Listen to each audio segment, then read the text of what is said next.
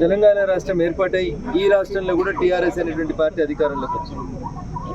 నరేంద్ర మోడీ గారి నాయకత్వంలో 27 మంది కేంద్ర కేబినెట్లో ఓబీసీ శాఖలకు సంబంధించినటువంటి వ్యక్తులు మంత్రులు ఉంటే తెలంగాణ రాష్ట్రంలో 3 బీసీలకి మంత్రి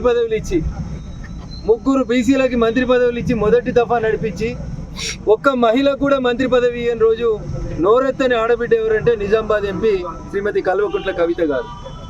ఇవాళ వచ్చి కవితమ్మ పెద్ద పెద్ద మాటలు మాట్లాడుతుంది. సామాజిక తెలంగాణ అంటే ఏంది చెల్లె? ఎవరు ఎంత ఉంటే వాళ్ళకి అంత ఇవ్వాలని చెప్పారు. జనాభా దామాషా పద్ధతి ప్రకారం ఇస్తామని చెప్పారు. మీరు చేసిన సమగ్ర కుటుంబ సర్వే ప్రకారం తెలంగాణ రాష్ట్రంలో బీసీల జనాభా 50% ఉంటుందని చెప్పారు. మీ నాన్నగారు ముఖ్యమంత్రిగా ఉన్నప్పుడు 2014, 2018 రెండోసారి ముఖ్యమంత్రి అయిన తర్వాత సగం మంత్రిత్వ శాఖలు బీసీలకు ఇవ్వాలి. ఏ రోజు కూడా కవిత బీసీలకు సగం మంత్రి పదవులు ఆయన మాట్లాడలేదు. అది వదిలేయండి. 2014 జూన్ 2 చంద్రశేఖరరావు గారు ముఖ్యమంత్రి అయిన తర్వాత ఒక్క ఆడబిడ్డకు కూడా మంత్రి పదవి ఇవ్వకపోతే 5 ఏళ్ళు ఎంపీ పదవిని అనుభవించినటువంటి కవిత వచ్చి ఇలా కేంద్రం మీద యుద్ధం చేస్తా, తాటాకుల చప్పుళ్ళకి ఉడత ఊపులకి భారతీయ జనతా పార్టీ భయపడది.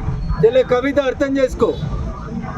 300 సంవత్సరాల క్రితం స్త్రీల హక్కుల కోసం పోరాడి, స్త్రీ సమానత్వం కోసం పోరాడినటువంటి అహల్యాబాయి గారి విగ్రహాన్ని మేము గజ్వేల్లో పెట్టుకొని ఆ రోజే కులాంతర వివాహం చేసినటువంటి ఒక గొప్ప స్త్రీ 300 సంవత్సరాల క్రితమే చరిత్రలో స్త్రీల పాత్రని నిర్వచించినటువంటి ఒక మాతృమూర్తి అహల్యాబాయి హోల్కర్ గారి జయంతి సందర్భంగా ఈరోజు దేశవ్యాప్తంగా కమ్యూనిస్టులు, కాంగ్రెస్లు, సూడో మేధావులు మర్చిపోయినటువంటి చరిత్రని తిరిగి దేశానికి పరిచయం చేస్తున్నటువంటి పార్టీ భారతీయ జనతా పార్టీ. మాకు ఎవరో శుద్ధులు చెప్తే, మా మీద ఎవరో దండయాత్రలు చేస్తామంటే భారతీయ జనతా పార్టీ భయపడ్డది. ఒక్క మోడీ కాదు, 100 మంది మోడీలు వస్తే కూడా ఆర్టికల్ 370 రద్దు కాదంటే ఒక్కడే మోడీ నిలబడి ఆర్టికల్ 370 రద్దు చేసింది. కవిత గారు గుర్తు చేసుకోండి. సామాజిక న్యాయం గురించి, బీసీ కమిషన్కు రాజ్యాంగ భద్రత గురించి, 12 మంది మహిళలకి కేంద్ర కేబినెట్లో మంత్రి పదవుల గురించి, ఎస్సీ ఎస్టీ మైనార్టీలకి మంత్రి పదవుల గురించి 100% కేంద్ర కేబినెట్ ఎప్పుడు కూడా సామాజిక సంతులితాన్ని పాటిస్తూ వచ్చింది.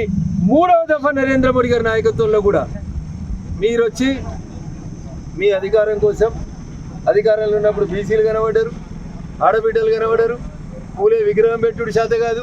నాయనని అడిగి ఒక్క ఆడబిడ్డ కూడా మంత్రి పదవి ఇవ్వకపోతే నేను ఎంపీకి రాజీనామా చేస్తా అనడం చేత కాదు. ఇవాళ వచ్చి బీసీలకు అన్యాయం జరిగింది. 100 ఎలుకల్ని తిన్న తర్వాత పిల్లి చెప్పిందంట కాశీ కోయి గంగల మునిగి వస్తా అని. అట్లుంది మా చెల్లె ముచ్చట. చెల్లె నువ్వు చెప్పే ఏ ముచ్చట కూడా ప్రజలు విశ్వసించారు. నువ్వు ధర్నాలు చేయి, రాస్తారోకోలు చేయి, ప్రజలకు ఏది మేలవుతుందో, బడుగు బలహీన వర్గాల అభ్యున్నతికి ఏది లాభం జరుగుతుందో